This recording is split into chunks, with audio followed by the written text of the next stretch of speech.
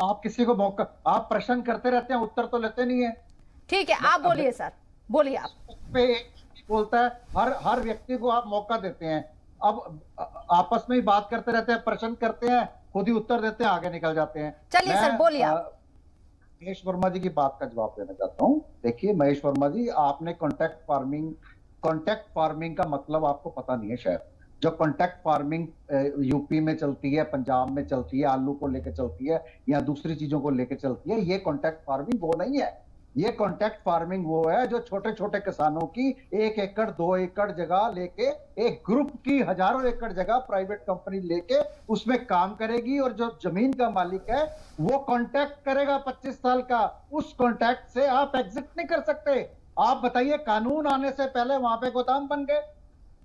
आप दूसरी बात मैं आपको बताता हूं, आपने कहा जी आपके कैबिनेट मंत्री थे, हमारे कैबिनेट मंत्री थे, उन्होंने जाके जो कृषि मंत्री जी को ले जाकर चंडीगढ़ में प्रेस कॉन्फ्रेंस करी, और जब किसानों की शंकाएं लेके प्रधानमंत्री जी के पास गए, गृह मंत्री जी के पास गए, किसानों के बीच में और सरकार के बीच में एक ब्रिज का काम करा। जब सरकार ने हमारी बात नहीं सुनी, किसानों की बात नहीं सुनी, मजबूर होकर हमारी कैबिनेट मंत्री जो हरसिमरत कौर बादल जी ने अपने पद से इस्तीफा दिया, और हमने वो अलायंस तोड़ा, क्योंकि जिन लोगों ने हमें चुनकर भेजा, हमें उनके साथ खड़ा होना था। ये बहुत बहुत बहुत गंभीर विषय है, इसको राजनीति में मत लेकर जाइए। ये भारतीय जनता पार्टी, अकाली दल या कांग्रेस का विषय नहीं है, ये देश के किसान का विषय है। आपको मैं बताऊं, सारी इकोनॉमी का भट्टा बैठ चुका है।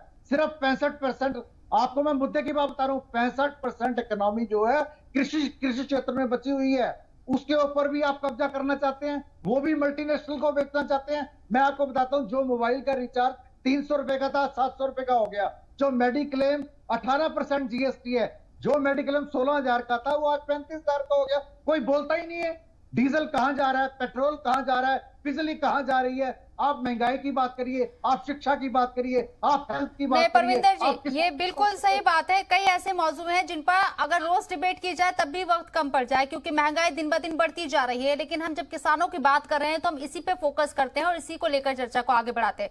महेश जी, मैं एक कर रहा हूं, बात से कनेक्ट कर रहा हूं, मैं उसी बात से कनेक्ट कर रहा हूं कि देश की इकोनॉमी सिर्फ किसानी में बची है, उसको भी आपने मल्टीनेशनल को बेच दिया।